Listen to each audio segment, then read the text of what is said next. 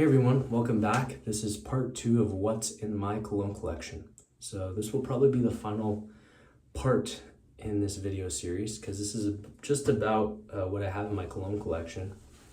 And there's really nothing more to it unless I buy more colognes, which I can't see myself doing anytime soon because I think my cologne collection is pretty good right now. And I don't think I'll be running out of this stuff anytime soon. So let's get started. We'll start off with this one. This has been a staple in my cologne collection for a long time. Bleu de Chanel Eau de Parfum. Has a magnet for a lid. This is the 3.4 fluid ounce. Again, Eau de Parfum, EDP concentration, sorry. So when I was looking into buying Bleu de Chanel, I was deciding whether to do the Eau de Toilette or the Eau de Parfum, and I was reading the reviews and a lot of them said EDP for the longevity. I think it is a different fragrance a little bit than the EDT, and I'm glad I chose this one because it's very versatile, can use in the daytime, nighttime, works well in like more formal events, but also even more business casual type outings or even just outings with friends if you want to smell really good. And yeah, it's one of my favorite fragrances and I don't think it's getting knocked out of the rotation anytime soon. Next one here, Acqua di Gio Profondo Eau de Parfum. This is a 1.6 fluid ounce. So I bought this at the Rome airport at the duty free. Again, Italian scents are cheaper in Italy than they are in the US, so wanted to buy this for myself. Profondo is a very marine, aquatic, fresh scent. I think it, again, is another versatile one. More of a daytime scent, but definitely has some use cases in the evening as well. I live in Southern California, so this is a perfect scent all year round. And I've just always been a fan of Acqua di Gio since I was younger. Let's see here. Let's get another Acqua di Gio Parfum. Also bought this at the Rome airport, duty free there. I bought a bigger one of this. This is 3.3 fluid ounces. The Parfum has a very incense, darker sort of scent than the Profondo does. But it's just a mix of fresh incense. I think it's good for all day, daytime or night.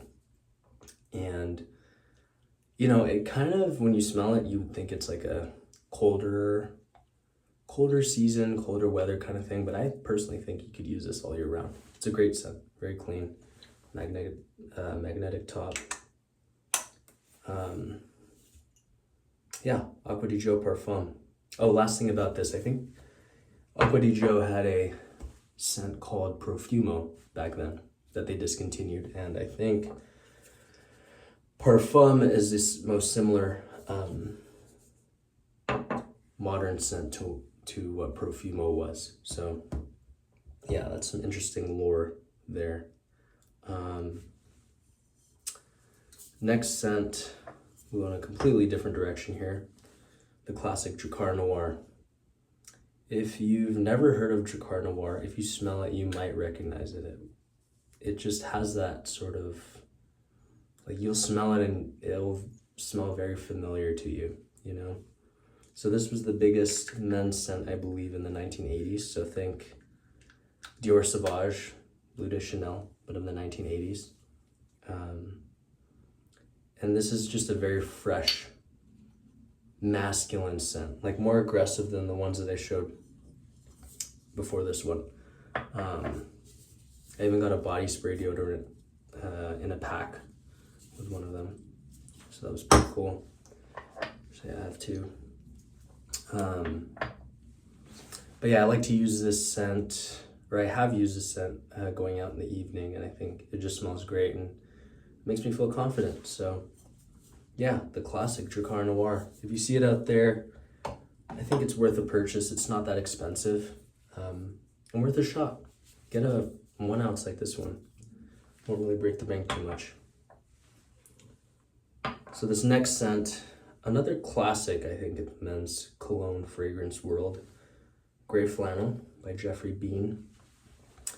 My dad had this one growing up, and so it's a bit nostalgic and familiar to me. It's a very green, earthy, grassy, cold weather scent for sure. I think it usually comes in like a bag, like a cloth bag. But this one I just got in a cardboard box. Not a fan of the scent. So it was either last year or 2 years ago. During one of the winter months, I put this on. Either I put too much or I just hate it. I just haven't tried since. I felt sick the entire day. Like I actually kind of wanted to throw up the entire day. I think it's a polarizing scent. I may give it another shot this winter season, like 1 or 2 sprays. Maybe just one, honestly, just to see if anything's changed. But yeah, Gray Flannel, classic scent from, I believe, the 1970s. You can correct me if I'm wrong on that, but yeah, Gray Flannel.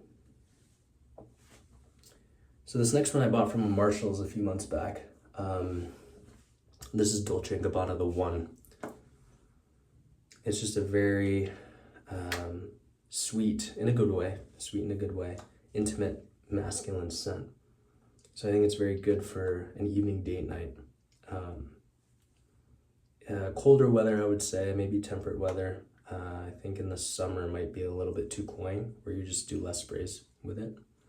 I love the bottle design on this one though. It's very simple, but elegant at the same time. Yeah, Dolce & Gabbana The One. I love it. Honestly, Dolce & Gabbana has some great scents for men. So this one I actually don't have a full bottle of. This is Terre d'Hermès Eau de Toilette, a little sampler that I bought. I've been considering getting the full bottle of this. It's the actual bottle right there. Yeah, it's very pleasant. It's definitely a daytime scent, citrusy, orange notes are what kind of come to the front. But yeah, I know this to also be another classic male scent, Terre d'Hermès. All right, to close us out, Florist London, Florist number 89. This is one of the first colognes that I bought when I was starting my collection. I was and still am into James Bond, and I know this to be the cologne of choice for Ian Fleming, who created the James Bond series. So I thought that heritage was super cool, and I bought some. This is an Eau de Toilette. It smells very floral, soapy, royal. I don't even know if royal is a term, but yeah, if you smell it, you might get what I mean. It smells great. I just, being in Southern California, have not found a use case for it. I can see myself wearing it with like a suit and tie. But yeah, I don't know. I don't think I would use it over Bleu de Chanel or Aqua de Joe Parfum. Excuse me. But yeah, maybe I'll give it another shot at it, like another formal event or something. But yeah, that's basically my cologne collection. Oh, I forgot one. Stetson. Stetson has a cologne that they sell at like Walmart. It has a very vanilla-y scent. It's in a brown bottle with like a gold cap. I'm not a huge fan of that one. It's in my collection. It collects dust. I don't know. It's a bit of a, vanilla, sweeter scent. I just have not found a use case for that one either.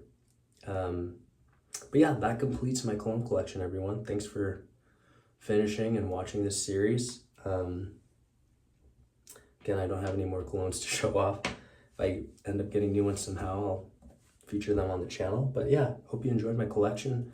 Let me know down in the comments below what colognes you guys like to use. Any thoughts, comments on the ones that I showed today. But yeah, I'll catch you in the next video.